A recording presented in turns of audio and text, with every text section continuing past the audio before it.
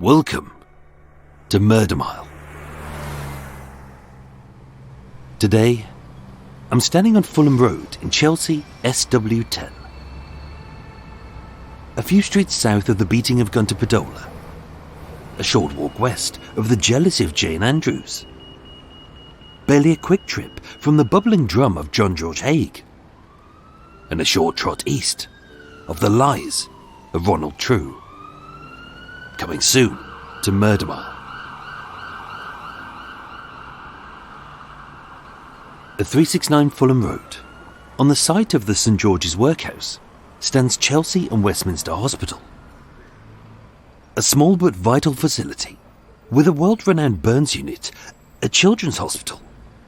And if you're a man who on a Friday night slipped on a cucumber while making a salad in the nude, they'll sort that too.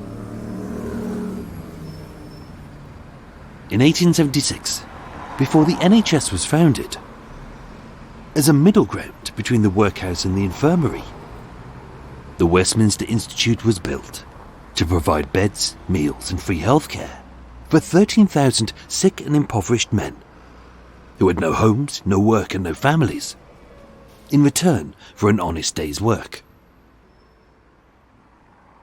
Like a prison, the inmates did what they could to relieve the boredom.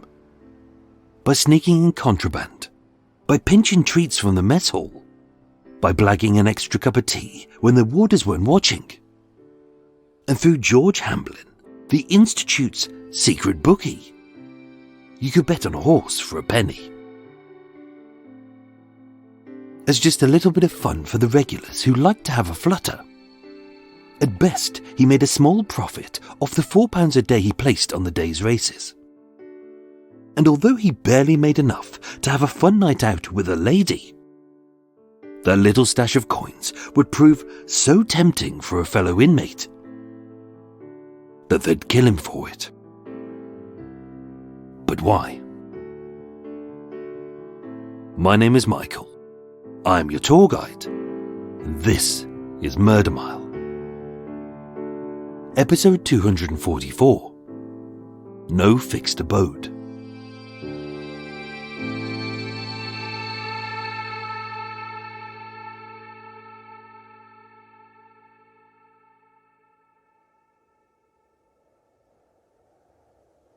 George Hamblin was typical of the Institute's long-term inmates. He wasn't there because of a crime he'd committed, but because life had been unkind to him.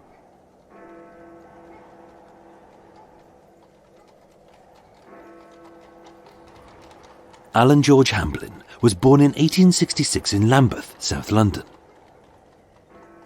Having never married or had kids, and with him and his only next of kin, his brother, having not spoken in a decade. Little is known about his life, except that he was a driver until he was hospitalised owing to heart issues and chronic asthma.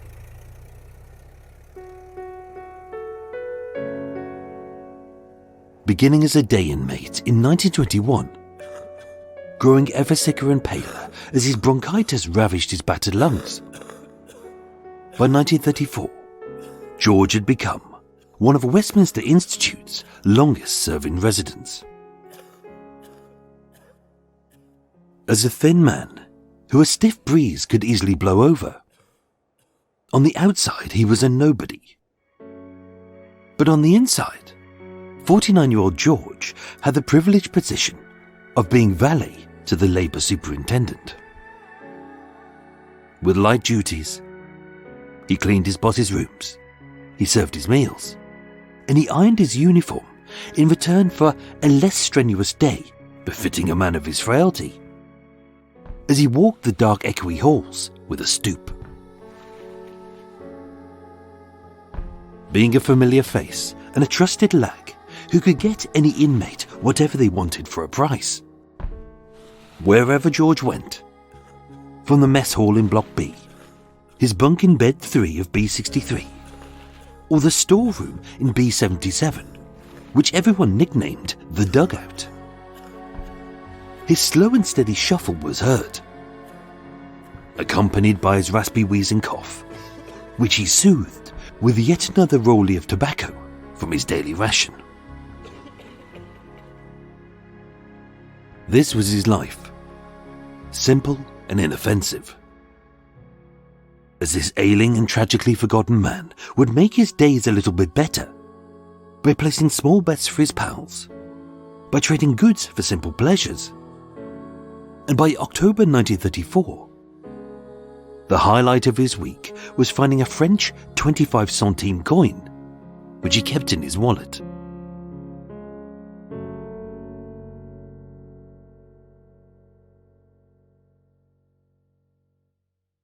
His friend was a recent inmate called George Harvey, who everyone called Jim.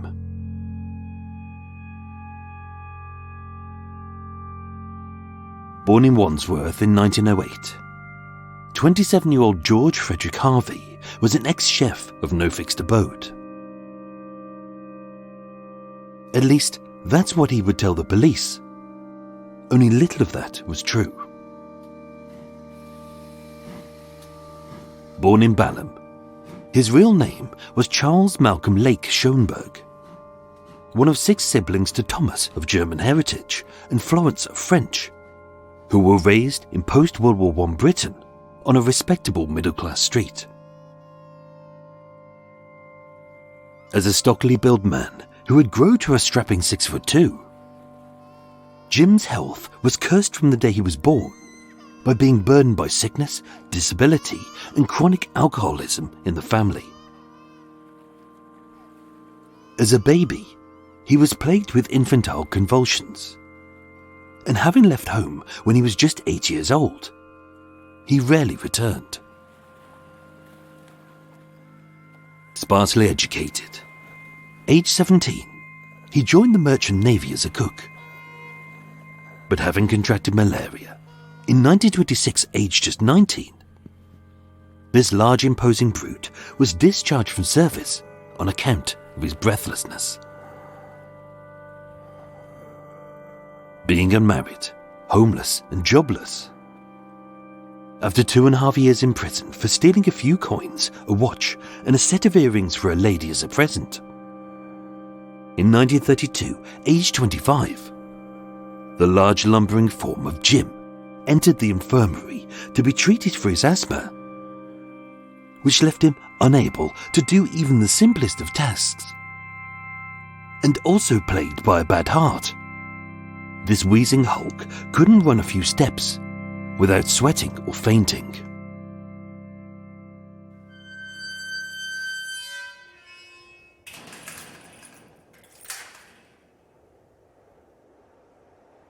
Like George, the Westminster Institution had become his home.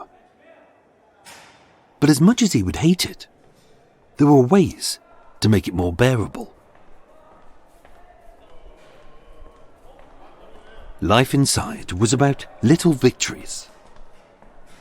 Unlike a workhouse, as the beds were for men who were too sick to be booted out, but not sick enough to stay in the infirmary, the Institute wasn't a bad place.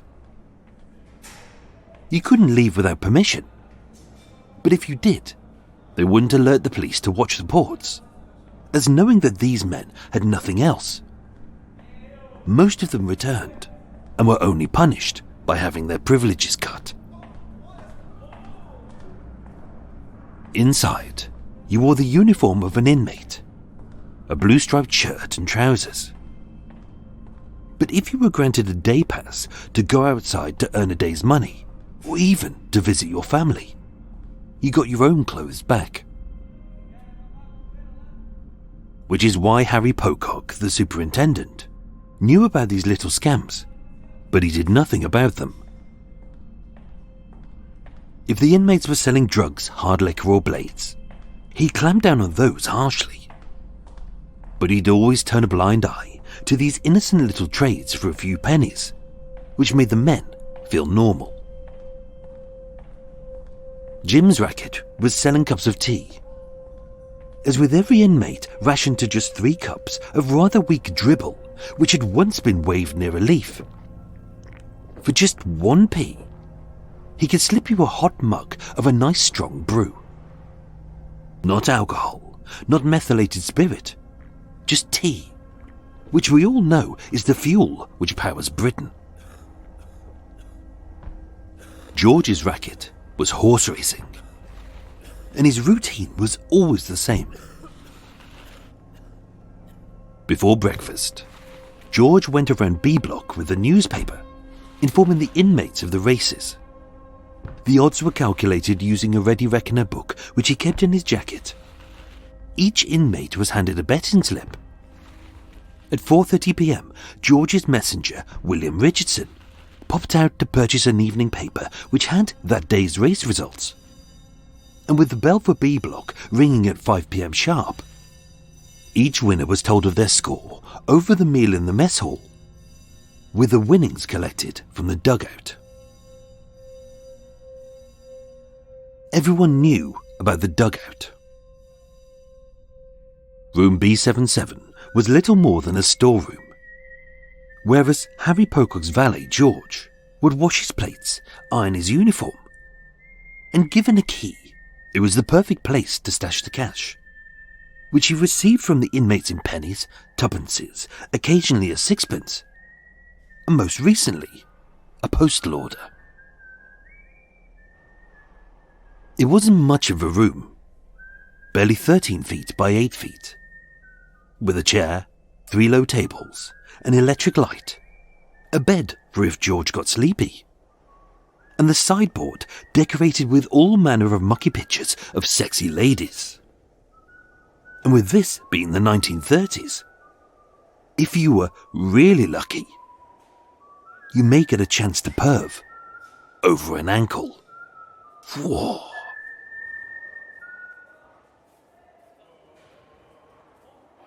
As pals, one of the few inmates who George let into the room was Jim.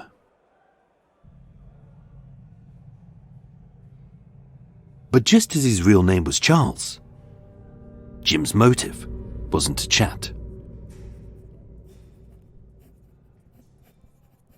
It began, it is assumed, a few days before when Jim sent a letter to a girl he was fond of, Clara Barnes.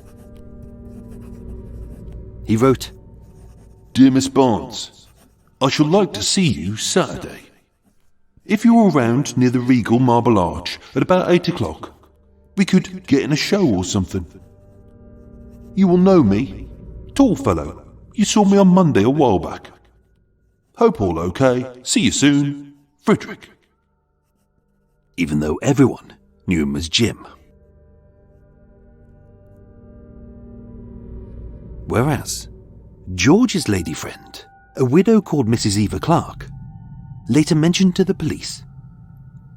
He said a big fellow was blackmailing him. Sometimes afterwards, he received a ragged piece of paper on which was written, "Yes, 13, yes." She didn't know what it meant, and George never told her who the big fellow was. But I think it's safe to guess.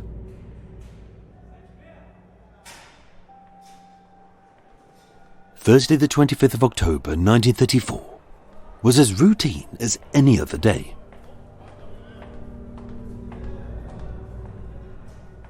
From 5 a.m. to 7 a.m, Jim served 40 cups of strong tea, making himself roughly £90 today.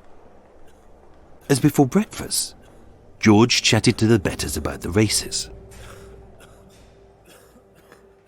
But at 9 a.m, as a key piece of premeditation, Jim asked the assistant master for permission to leave the institute at 5 p.m. Being an unusual request, as none of the inmates were allowed to have nighttime jobs, this was denied, meaning he couldn't obtain a leave slip or his own clothes.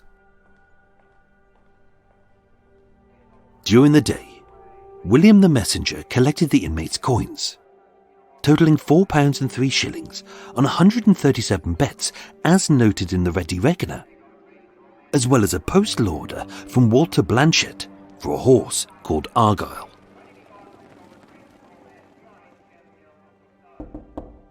At 4:30 p.m, knocking on the locked door of the dugout, William handed the evening paper to George, who was slumped over the table calculating the winnings, as Jim towered over him beside the door. As usual, William only stayed for a minute. The door was locked behind him, and he saw nothing suspicious.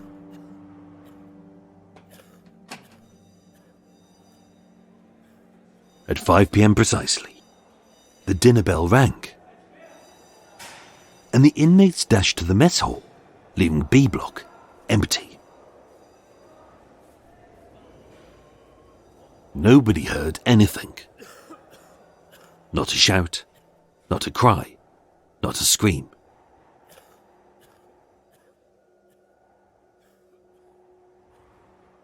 But having done the unthinkable, Jim needed to flee.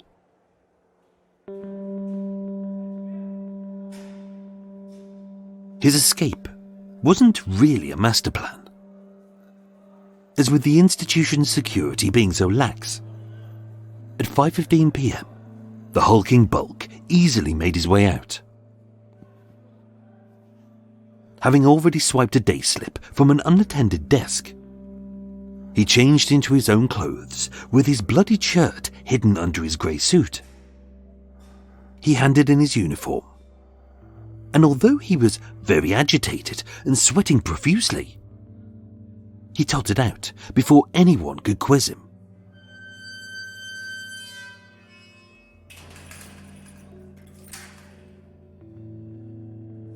At that same moment, at 5:15 p.m, William the messenger knocked on the door of the dugout. But as George was prone to taking a little nap after dinner, getting no reply, he wasn't all that worried. And although later, a night count discovered that both George Hamblin and Jim Harvey were missing from their beds, the police weren't alerted and no search party was sent for. As like on most nights, as many as 6 men had gone AWOL. Only one hadn't left, and the other would never return.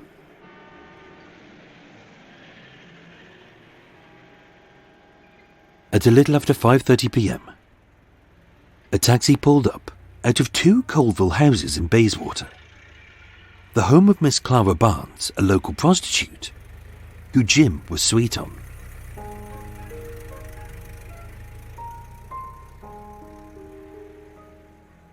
Perspiring like the Niagara Falls of sweat, she was shocked to see him. Not because his face was as red as a baboon's backside, but because she wasn't expecting him for 2 more days. But with his bad heart and his chronic asthma explaining his look, he confessed, "I was running a betting book, and I lost a lot of money." which more than explained his frayed nerves. Clara was why he'd stolen the money, to spend a night with a girl who he truly loved, having only met her once. And yet the romantic date he had dreamed of would be ruined by the horror of what he had done.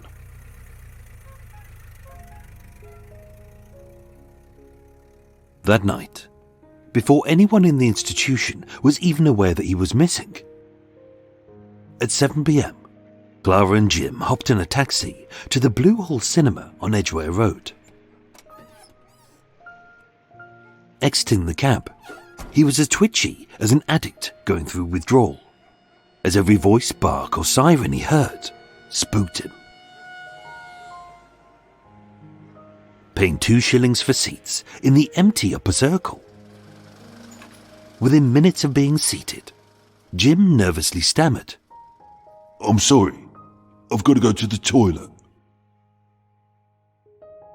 Jim knew that it wouldn't take a detective to find George's body, to blame him for the death, to realise the money was missing, and to see that the murder weapon was still on the table where he had left it. Having stashed the bloody shirt behind the toilet, He knocked up a ceiling panel and hid the ready reckoners and the tobacco pouch. And although he wanted to go into hiding, the purpose of the crime was to go on a date with Clara. So having ditched the film, they went to a pub where he sunk a few double whiskies with a Guinness chaser. And although Clara wanted to have fun, Jim couldn't.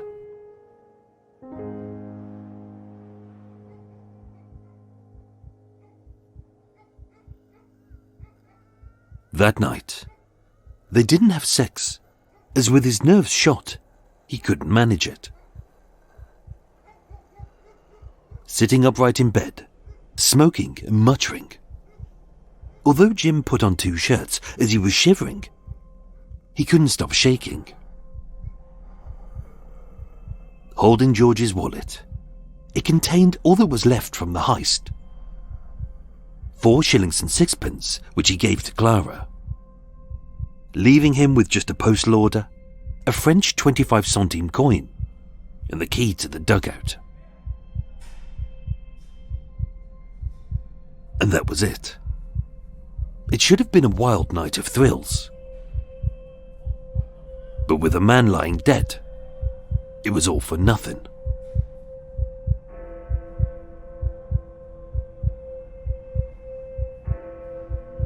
The next morning, at 5 a.m, the usual 40 men who paid a penny for a strong cup of tea were awoken to nothing from Jim. At 7 a.m, no one heard that familiar shuffle as George normally went from bed to bed with a paper taking bets. At 7:15 a.m, with both men missing, Frederick Thomas, the labour master, grabbed the spare key to the dugout, where it was known that George often kept, and he unlocked the door.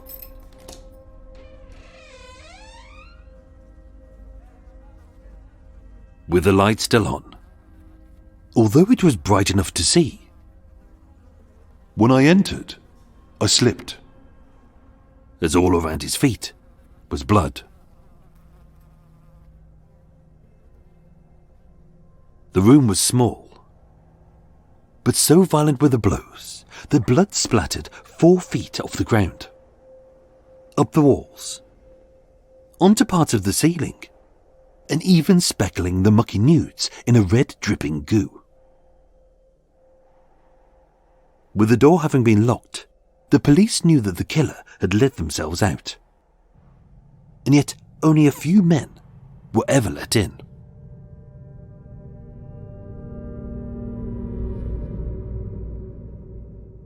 Arriving on site and seeing the position of the body and the concentration of the blood spatter, Home Office pathologist Sir Bernard Spilsbury deduced that the attack had occurred as George was slumped over a low table, tallying the betting slips which were now scattered across the floor, using his ready reckoner which was missing, as was the pot of winnings which usually totaled £4 to £5 in assorted coins.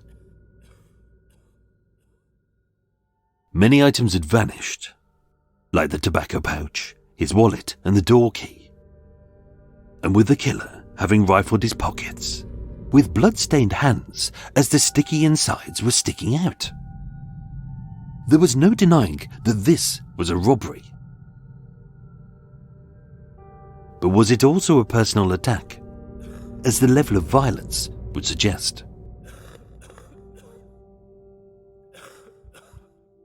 George hadn't been a well man.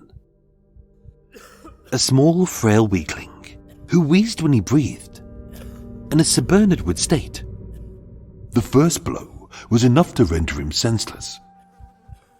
but this attack was brutal and frenzied. On the table, the weapon sat, sopping wet and unnervingly sticky. It was hard to tell what it was, having been wrapped in a brown hessian sack and tied with tape, so when his victim's juices rode up the handle with every blow, his killer's hand didn't slip. But having snapped into two owing to the force that was used, at 2 feet long and 2 kilos in weight. George had been killed with a lump hammer used for breaking rocks. The autopsy confirmed he was struck while slumped over the table and held there while the other blows were delivered. In total, he was hit 9 times with a hammer across the back of the head. The first had rendered him semi-conscious. The next 3 smashed his skull wide open. The rest of the blows were described as overkill.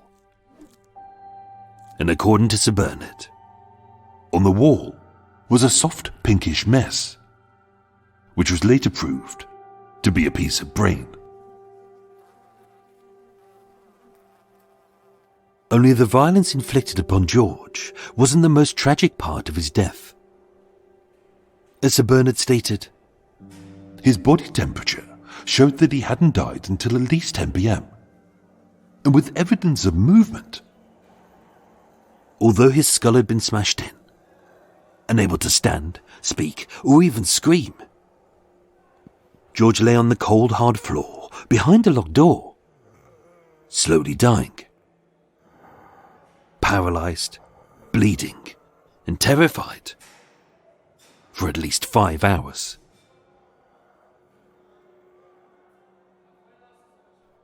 Based on when William the Messenger had delivered the evening newspaper to George, and when he'd found the door to B77 locked, the detectives determined that the murder occurred during the 25-minute window of 4:50 p.m. and 5:15 p.m.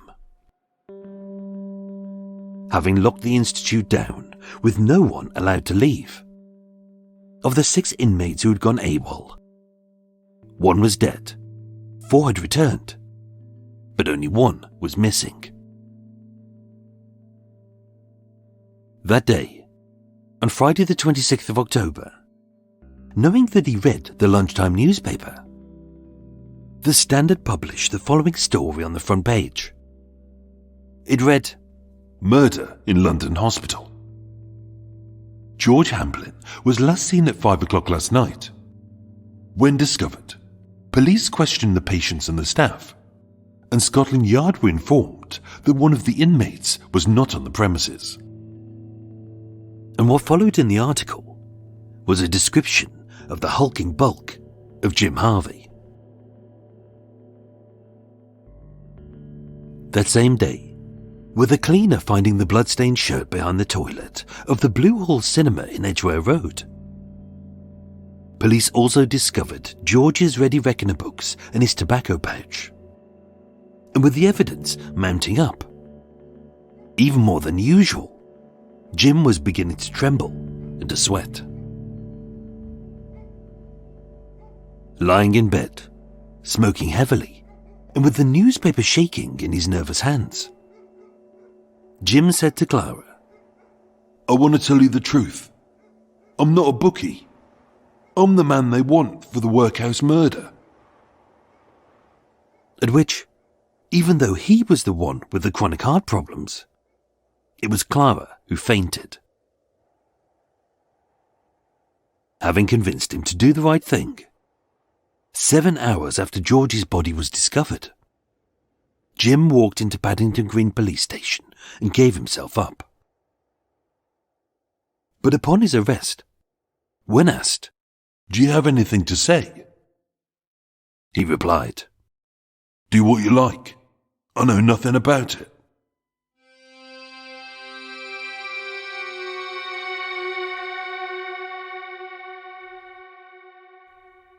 The evidence against him was compelling.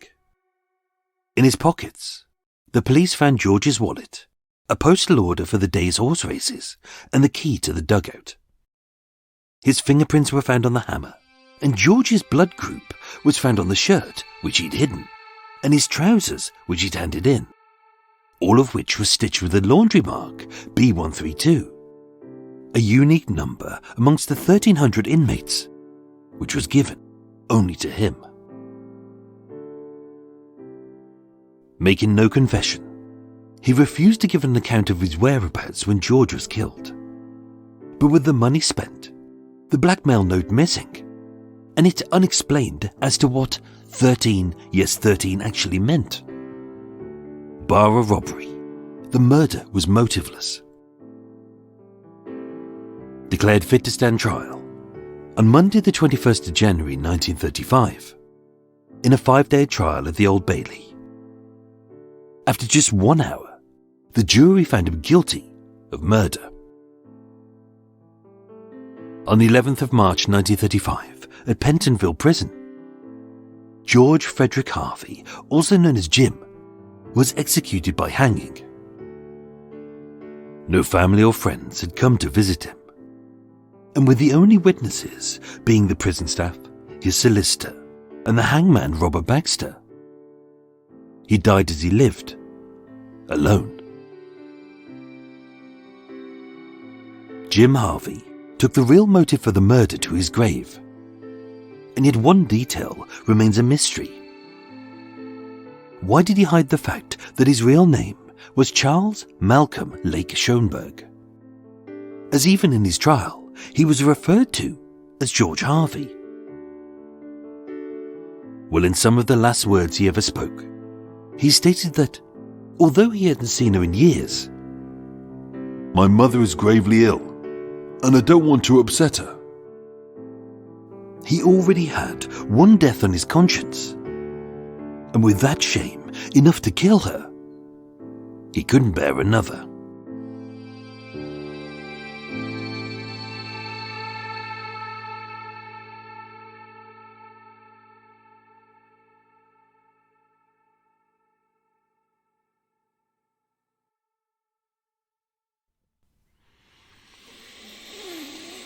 Oh, there we go.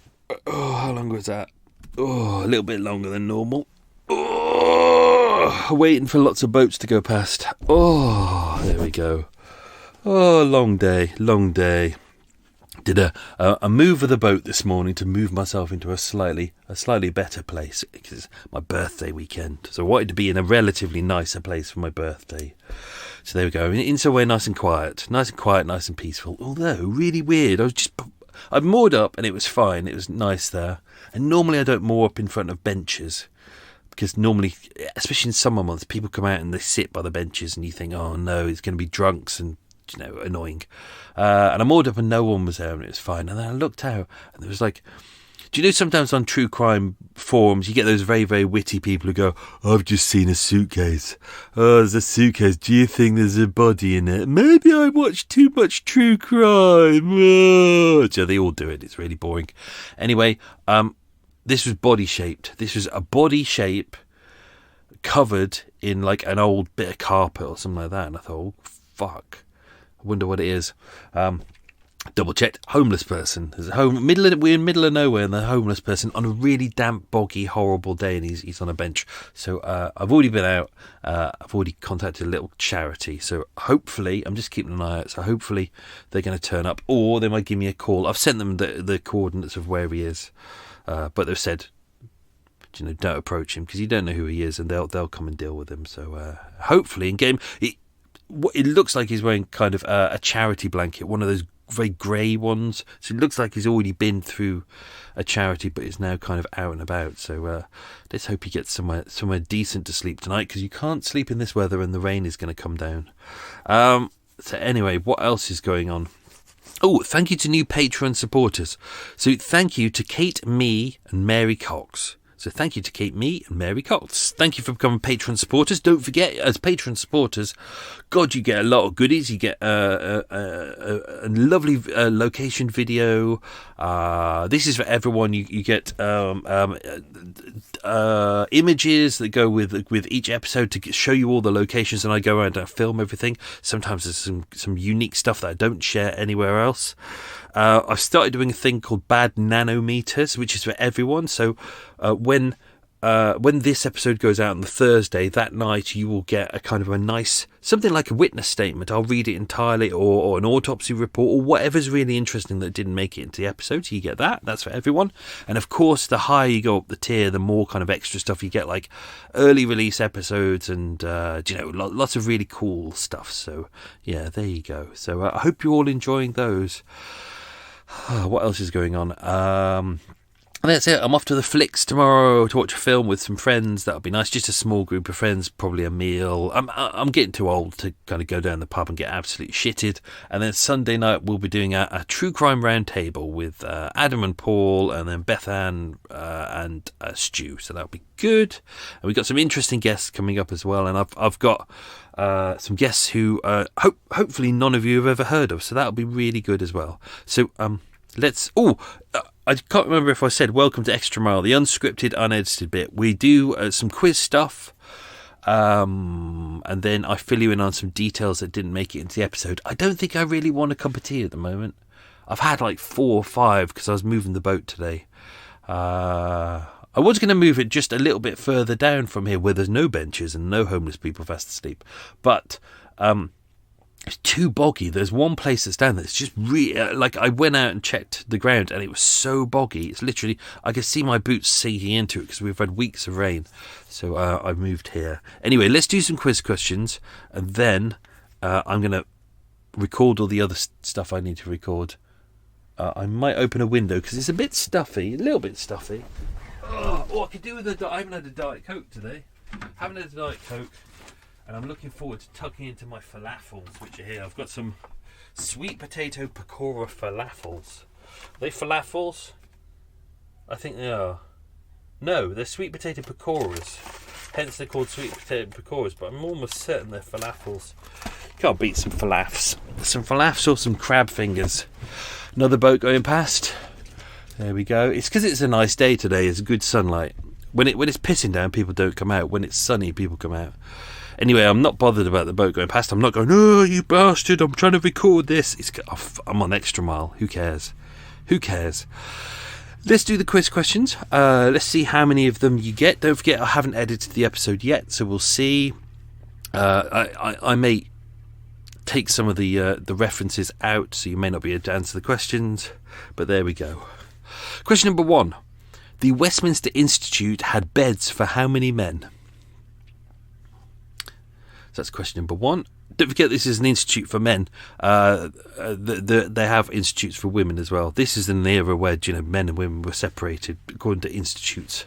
I think also because it was a men's hospital as well. Women had their own hospitals, so that's just how they did it. Question number 2. How did Jim Harvey make his money? Question number 3. How long had George Hamblin been in the institute?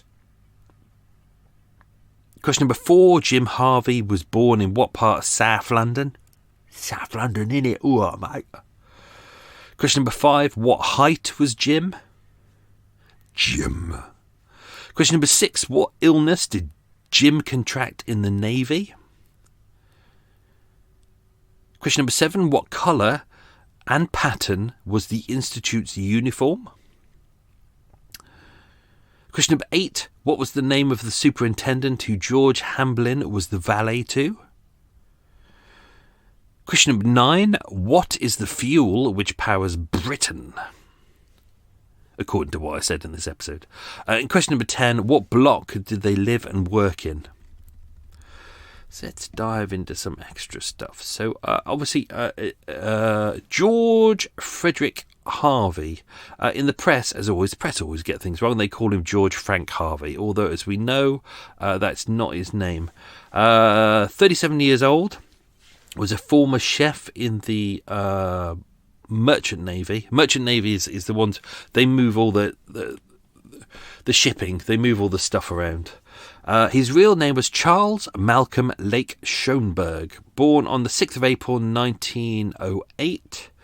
So he was 27 when he died. 27 when he died? Yeah, 27 when he died. Even though in the press they seem to list him as 37. He wasn't, he was 27. else we got? We've already done that. We've already done the bit about his mum. I thought I'd save that to the end because it always leaves a kind of a thing in the air where you go, oh, he's using a fake name. Is it, Schoenberg? You think Schoenberg? Oh, he's probably German or something. Oh, and this is around World War One. Oh, he's probably a spy or something. No, he just didn't want to upset his mum. He was already we don't know a lot about his life, and we don't know why. Throughout most of his life, he was going by George Harvey and Jim Harvey as well. Whether he was running away from home, whether he didn't want anything to do with his family, whether this was an anti-German thing, we don't know, because there was a lot of... you got the kind of the rise of the fascists in around the kind of the 1920s and 1930s, so that could have been something. Hence, he may have just decided to go with George Harvey just to make his life a little bit better. So we don't know anything about that. There really was nothing in the files at all really about their lives. So this is just stuff that I've been able to pick up. He was a tall man. That's one of the quiz questions. Round face, medium build, a slight stoop, clean shaven, and dark hair brushed back.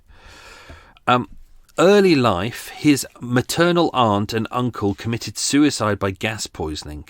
Apparently his maternal aunt did it because she was barren, i.e. she couldn't have any children, and that was a couple of years ago. His family apparently were all heavy drinkers, all had a history of rheumatic fever, as did he as a child. His father was ultimately interviewed and said as a baby he suffered from infantile convulsions, and that from the age of 3 he has not been responsible for his actions. His father said as a tot he ran away and they could not find him for days. He has not been home much since he was about 8 years old, and until the murder his father hadn't seen him for about 4 or 5 years. Digging a little bit deeper, where was it? So he had several brothers. He had Frank, Eileen, Marjorie, Horatio, and James. And Charles was the... Charles, don't forget, that is Jim Harvey. He's the oldest out of all of them. Oldest by about 2 years. His father, Thomas James Lake Schoenberg, born in St Pancras. And his mother, Florence Emily Molyneux, also born in South London as well. His mother was described as an invalid, a sickly woman, and he was greatly worried about her. Interesting that they seem to be not middle class, but kind of lower middle class.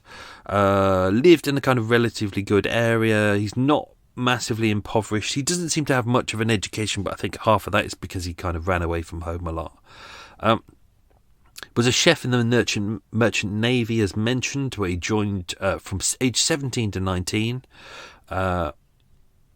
Is that a quiz question? I can't remember if it's a quiz question of what he contracted, but he contracted something, there we go, which left him breathless. Never married, never had children. So this is why this kind of thing is set up, because with a lot of women, if kind of things are going bad for them, they can go back to their families, because this is an era where a woman has to be provided for by a man, and if she hasn't got a man, then she goes back to live with her family. But this is kind of an era where if a man isn't married and doesn't have kids, he'll just they'll just go, well, you're a man, just go and sort it out. So unfortunately that's kind of what happened to him. We don't really know a lot about his past either, so there could have been a lot of problems going on. 3rd of March 1921, when he was 13 years old, at South Western Police Court, he was charged with stealing money and was sent to an industrial school. So that's kind of like a borstal. 8th of September 1924, age 17, same place. He was charged with stealing a watch chain, again sent back to an industrial school. 30th of June 1928, age 21, at Bodmin. So that's west of the country, southwest. Never eat shredded wheat, southwest. He was charged with stealing money, and because he was an adult by then, 21 years old, he was sent to prison for 2 years. So that would be after he was released from the Navy, the Merchant Navy. 22nd of October 1929, aged 22, a West London police court. He was charged with stealing earrings and sent to 6 months in prison. 1932, age 25, he entered the institution. So he's quite young, really, when he enters the institution. Originally, he was on and off there for about 2 years. He kept it secret from his family. Various sicknesses, including the one which is a quiz question, as well as asthma. He'd been into several hospitals throughout short periods. Don't forget, this is the wonderful National Health Service was created in late 1940s, early 1950s. But because this is 1930s, we're still in that horrible era where, if you were sick, you could only get well if you could afford to get well. If you were poor, you were basically screwed. Are you paying attention, America? So kind of a really difficult time for him. So, he's got loads of illnesses coming on. I think the main one he had from when he was in the Navy really kind of exacerbated everything, especially his childhood illnesses as well. So he had influenza as well, lumbago, Baker's dermatitis. He's fainting a lot because he has heart trouble. They said he had vascular disease of the heart. He was prone to breathlessness, heavy sweating. Hence, which is why it's kind of interesting. I think anyone else who was seen me leaving a murder scene, like sweating and profusely panting and stuff like that, people would go, "Oh, you look suspicious." But because everyone there knew that he was a big guy, and he sweated a lot, and he was always out of breath, they just took it as read that that's what he did. He denies that he ever had epilepsy, that he has any mental illness, memory loss, or wanderings, as they call it. In 1925, 27 and 29, he was placed in various institutions in London. He said he had no mental aberrations, or none were seen while he was there. And when he's in interview, he's described as rational and normal is the words they used. What have we got? I was going to do some stuff in the episode about the attendants, because obviously there's loads of attendants there who kind of saw what he was doing around that time. George William James, who was the lead ward attendant, said that at 5:15 p.m. on the 25th, Harvey handed in his institution clothing. He was agitated and sweating. Asked why he was in a hurry, he replied, "It has been a terrible hurry," which is a great excuse for why are you in a hurry. It has been a terrible hurry. The ward attendant examined the clothing. He saw, don't forget, this is the trousers and the cap and things like that. And he saw the identification number B132, which was Jim Harvey's number, which matches his clothes. That's what they do. But when he looked up, Harvey was gone. He said, "I noticed the shirt was missing." This would be the bloodstained shirt, so he had it on under his suit, as mentioned. What else have we got? Even though this is why I tried to get it across at the start of the episode, where we're saying there's not really... The institution it's not like a prison, it's not like a workhouse, it's not kind of a bad place. It's kind of, they know that most of the people here are kind of sick and infirm, and it's not really a hospital, it's just kind of a halfway house, really. So they're quite light with them, really. So there's security, but there's no real security. What they're just trying to do is keep an eye on who's in there, why they're in there, and if they disappear, it's not a problem, because they'll probably come back because they're homeless and they haven't got any money and they haven't got any food. Therefore, this isn't a prison. It's kind of a place which gives them what they need in order to stay alive. So not a great place, but for some people it's all that they've got. So escaping wasn't really a problem. There were leave passes that were on the table. Some people say that there were leave passes on George's table, i.e. in the dugout, but we don't really have any confirmation of that.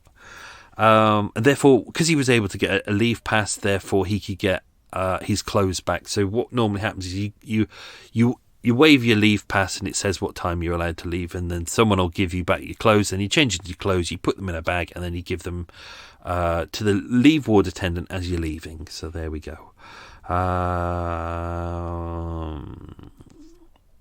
What else we got?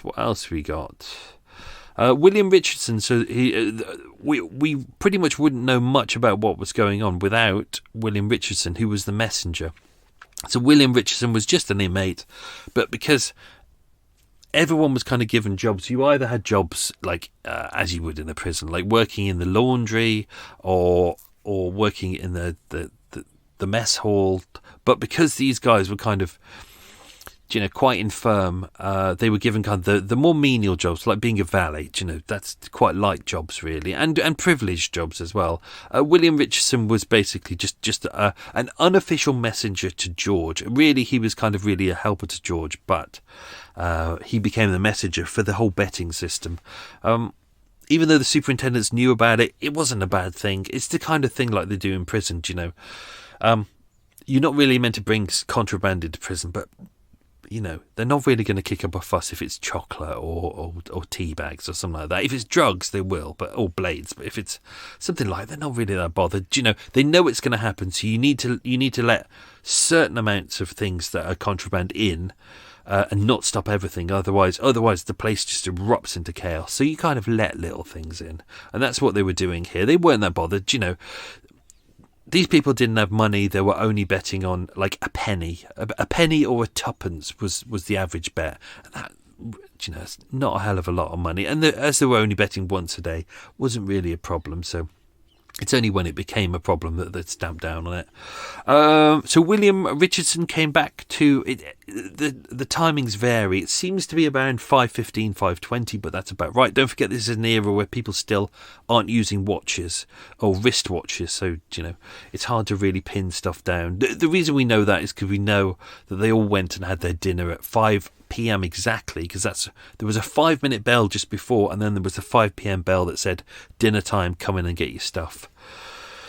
And that was for that particular block. What else was there? William Richardson. So he searched various rooms that day. He searched the day rooms and the mess hall and places like that. Not because people were looking for their winnings, because they knew they'd get their winnings eventually that evening. There was no real rush.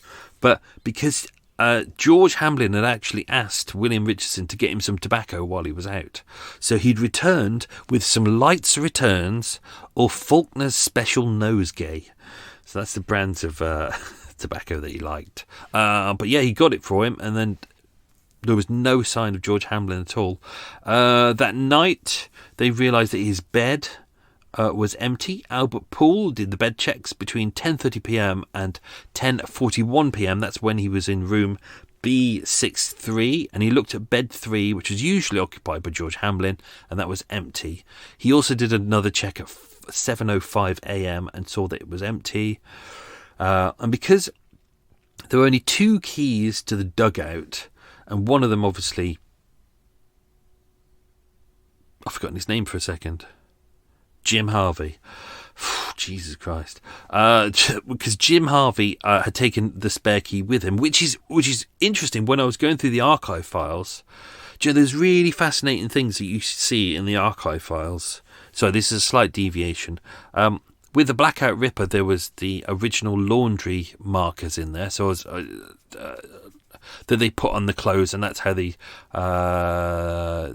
think that was for Evelyn Hamilton, was the laundry markers.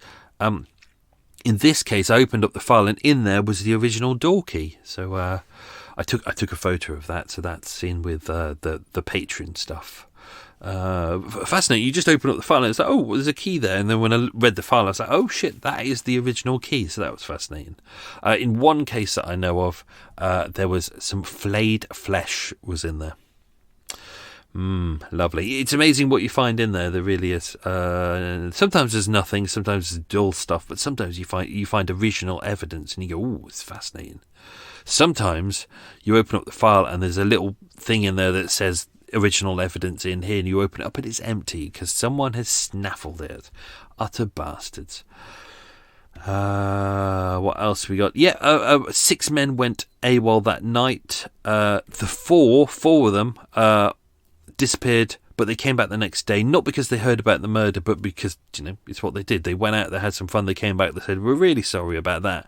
Because the punishment for going AWOL, it's not like you're going to get, you're going to get 6 months on your sentence. Basically, they were like, right, you're not going to get a dessert for 2 nights, and your tobacco rations, we're going to cut that by half, and it's they can't really do a lot. They can't stop people leaving, but they know they're going to come back, so it's not a real problem. What else was there? I think that might be it. I don't want to do too much. I think that might be it. Only because I've got a lot to power through today, and also I want to go to the shops and get some food. I'm not going to make my usual kebabs tonight because it's my birthday in 2 days. Whoopee effing do. I want to treat myself to something nice, I think, and then come back and watch a really good. Finish the documentary on the Columbia disaster, the Columbia shuttle disaster. I'm partway through that, so I want to finish that. So there we go. And Gladiators. Weird. I'm watching the new series of Gladiators, which I used to enjoy as a kid, and I thought, oh, they remade it. Oh, it's going to be shit. And it's really good, actually. It's really good because you know what? They've looked at it and clearly gone, well, if it ain't broke, don't fix it. So they literally haven't done anything. They've just taken all the elements and they've gone, well, this all works, and 99% of it works, so we'll just redo all that. They've zhuzhed it up where they need to. They've obviously taken out the slightly racist names of the black gladiators, who are all called Dark Shade or Night Terror or shit like that. And but everyone's it's quite good, and it's quite tense as well, which I quite like. You're watching it and you know it's just a game, but it's quite tense, so I'm quite enjoying that. So I think that's it. I think, yeah. It was nice inside the files as well with some of the betting slips as well. So one guy had put 3p on a horse called Private Present, another 3p on Nurant, another one 3p on Chelsea Reach, one on Lee's Head, and another one on Adventures. Ooh, these are all the names of the horses that were racing that day. Walter Blanchett, who mentioned it. I wonder if he's related to Kate Blanchett. I hope he even didn't hear that.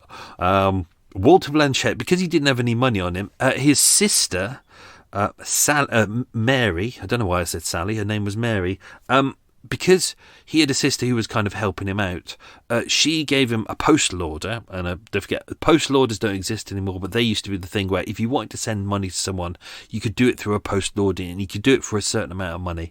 And she'd given him a postal order for 1 shilling and 6pence, but instead of spending it on food, he decided to put it on a horse called Argyle, which lost.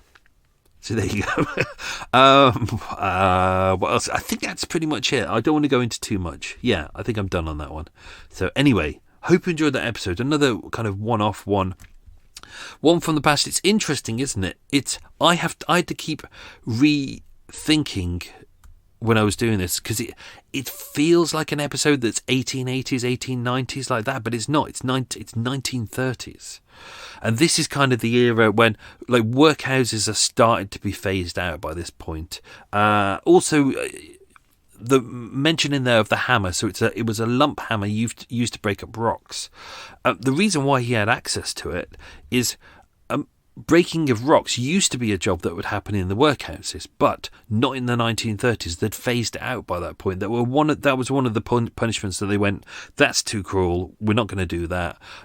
But they still had lump hammers in the building, so it wasn't being used, and hence he was able to use it. But as you can see, it's a formidable weapon. Like in the press, they just said a hammer. But looking at the crime scene photos, and when you look at the dimensions of it, it was like the handle was about 2 foot long. The head itself was about 2 kilos. This is big and heavy and used to break up rocks. And I did a little bit of science on it, and they said, it takes a ton of pressure in order to impact the brain, or to deform the skull by 1 centimeter. So given the fact that he caved in the skull, you can really see how this was a really violent and horrible attack, especially as 9 hits as well. He held him down on the table and then 9 hits. It's pretty horrible. No defensive wounds as well. So let's do some quiz questions, and then I can continue doing what I need to do.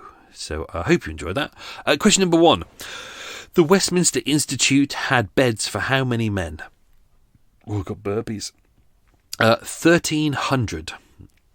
Question number 2. How did Jim Harvey make his money? By selling illegal cups of tea. So because everyone had a ration of how many cups of tea they could have per day, he was selling good cups of tea, but also stronger versions of cups of tea. Question number 3, how long... he was making 90 quid a day, so do you know what? Hats off to him. Question number 3, how long had George Hamblin been in the Institute? He'd been there 14 years. So if you said 12 or 13 or 14, I'll give you that. Or even 15. Oh, fuck it. Everyone can have a free point for that one. Who cares? Question number 4. Jim Harvey was born in what part of South London? It was Balham. But I used to live as a many years ago. Question number 5. The last place I lived before I became a boater. Question number 5. What height was Jim?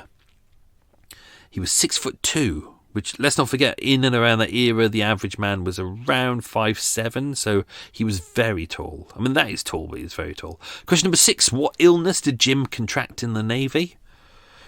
He had malaria. Question number 7. What colour was the Institute's uniform?